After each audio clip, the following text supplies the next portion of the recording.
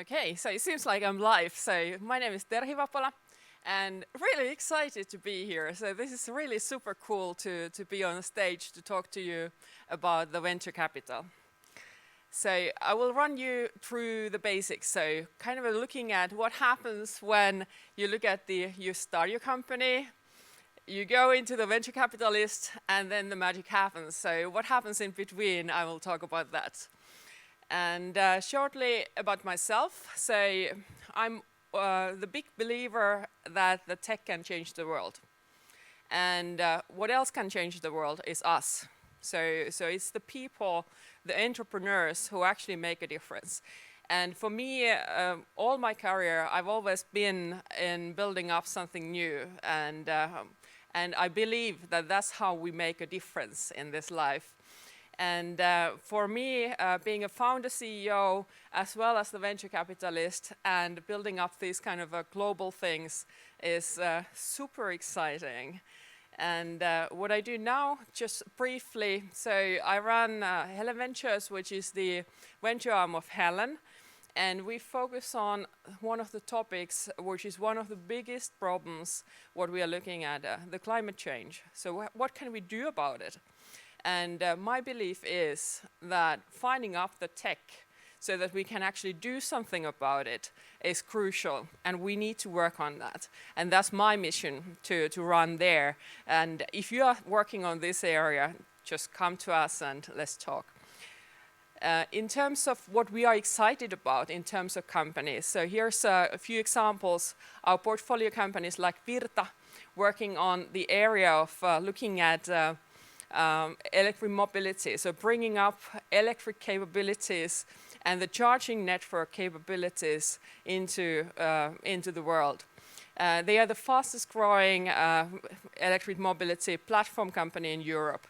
EcoG, working on bringing up open platforms so that you can build hardware to make the charging stations work and get them more into the market. Or Gradient, looking at the capabilities to lower the temperatures which you take into the networks, so the district heating networks. And when you lower the temperatures, you're not only saving the bottom line, but you're actually making a big difference to the climate. So these kind of things are the ones which excite me. But what I wanted to really talk to you about is, what is the venture capital?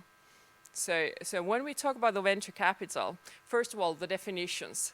So if you look at what it is all about. So my daughter asked me, so what do you do? So I said, we give money so that we get the part of the company. And that's kind of a simple thing to look at it. But it's not just that. So it's also looking at the companies, the certain type of companies. So the venture capital is not for everybody. If you look at the venture capital, it is looking at the companies which have very high potential, which have the potential to really take the growth into the global level. And also very often are related to something novel in the technology. So having the technology which gives you the scalability, as we learned earlier, it is crucial, because when you are building up the growth, you want that to happen. And in terms of, if you look at what the venture capitalist does, so when you give them money and you know that you're dealing with a high risk, so environment where you are in the very nascent phase of the entrepreneurship story, so starting up building something new, so the failure rates are very high. So what you do is to not just give the money, but actually work with the team. So bring your own insights, your networks, your understanding of the market, your own experiences into play, so that you can help out. So the main point is to enable the company to grow, and also being very active in terms of helping to grow the company together with the team. So bringing that into the table.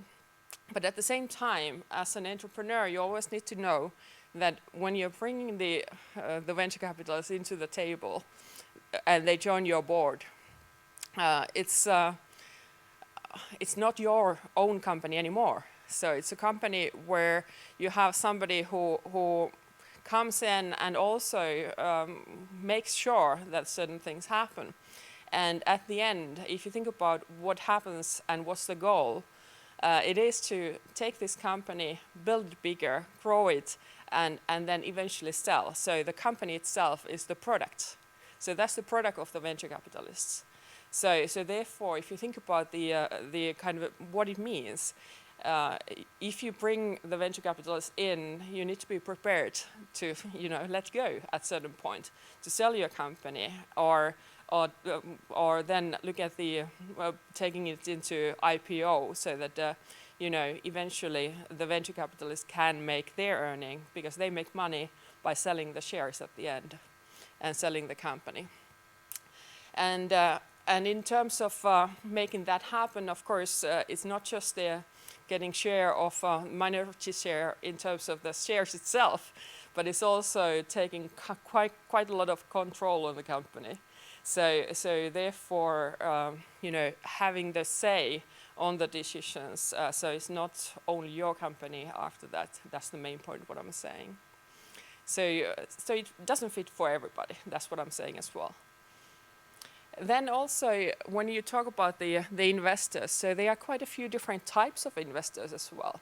So if you think about the curve, when you start your company, you start developing, and typically if you want to build something into the large market, you want to go quickly. So you take money so that you can go quicker, and you invest the money. So in terms of the early phases, when the risk is high, you might be too early for the venture capitalists. So that's one thing to remember. So there are also other types of players. So first of all, of course, people around you are the most obvious ones, the friends and family and the fools. So looking at the people who trust in you, your capability to do it. And that is really crucial, so that you can get moving and get your first traction in the market, get the MVP, the first product ready, so that you can show that what you can do is not just the idea, but it's actually something you've done and something you've built. And the other party, which is also very important, is the angels. So looking at people who are investing their own money. So when you invest your own money, you can choose whatever you like, whatever you trust, and the way you want to do it.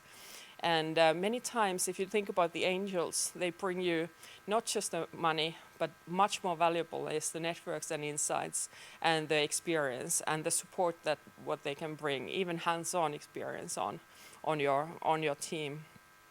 And then in terms of the venture capitalists, there are also phases, so early phases and the later phases. And knowing where your company is at in terms of the development phase, then kind of dictates where you should focus on if you want to find the right venture capitalist into your company, because they will only invest in certain phases, and that's what they have promised to their investors. Then if you look at the process itself, so how it normally works. So first, if you think about the typical venture capitalist day, so you look at the lots of companies, you see a lot of very, very exciting things, and lots of things what happen in the world. So it's probably one of the most exciting jobs ever, because you get to see all these cool things all the time.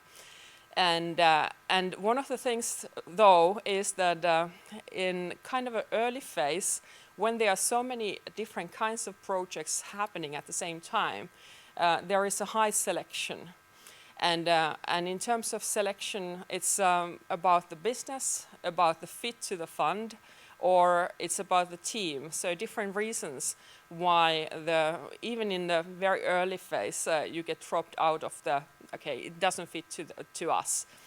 Then after that, you typically meet the team. So practically, you sit down with the team, you listen to the pitch, and then out of those, kind of checking up the criteria what you have for the investment, and then of course, the more clearly you can present the problem, the solution, the team, the market, and the capabilities to go there, and how you are building up with this money what you want to achieve, the more likelihood it is that you get your message through.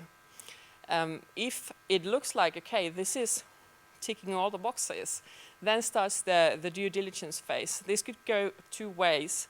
So you could do like early initial due diligence. Due diligence is all about checking up. So you said that you have this kind of things, so then we go about checking whether you actually do have them and how good they are. And you look at tech, you look at the financials, you look at the different kinds of aspects of the company, the team, and so forth. And you might do it like first heavy due diligence and then give the term sheet. So under these conditions, we would invest. Or you can do it such a way that you do first the initial one, then give the term sheet, and then go validating. But anyways, it will be a lot of work for the founding team and the company to actually being able to address all these data, basically, to kind of demonstrate what you have in the company. And further you go, of course, more there will be to show in terms of what you actually have. And then you sign the contracts, you're happy, and you go about closing. And that's the process of getting through into the investment. But of course, that's when the real job only starts. So then you start working together in the company to build it. So if you look at the process, the percentages, what I had in this slide, so kind of quite a small number at the end when you're doing the funnel. The process itself, first of all, it tries to surface the gems, so hidden gems. What are the ones who actually have all these things? They have the highest promise.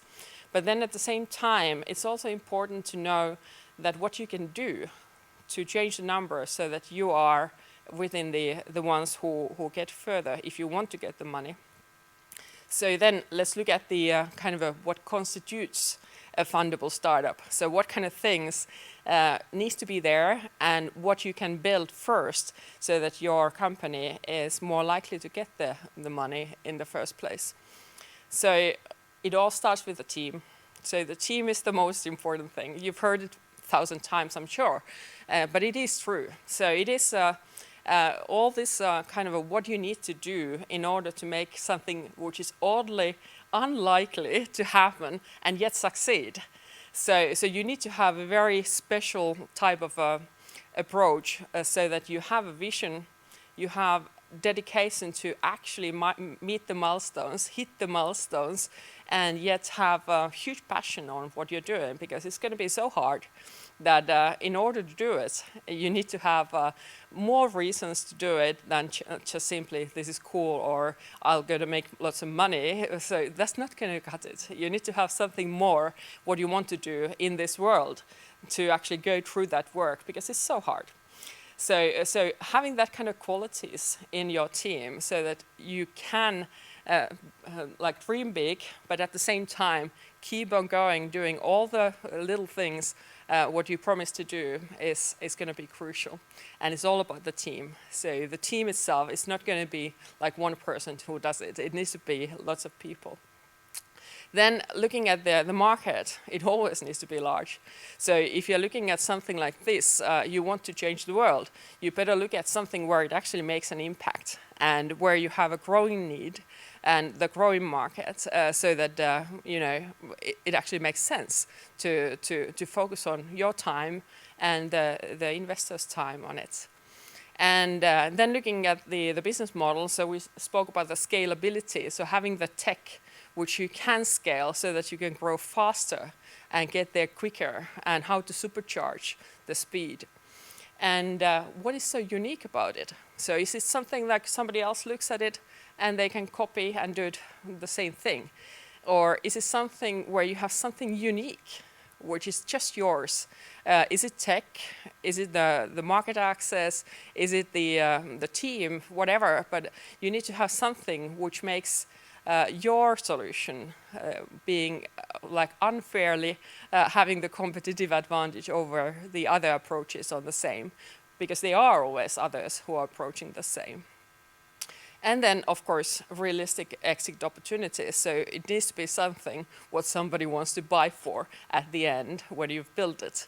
So these are the things you should think about, like how do you address all of these? in order to really go into and getting your funding for your company. And then if you look at what the VCs are looking for, so it's all these, so it's the proof on these different aspects. But the first one to start is to look at who's the right VC for you. So like I said, we only invest in the energy tech. So therefore, I'd love to do things to do with health or some of the other areas, but that's not in our mandate. So you need to find out also that, okay, what is the fit of what we are doing with the one who is investing in terms of the area, geography, the timing and the phase. So all those, of course, are like basic criteria. And in addition to that, you need to have all these winning characteristics. So just to summarize, it's all about the team. It is about making these things to happen, and we want to, find the hidden gems to really change the world. Thank you so much.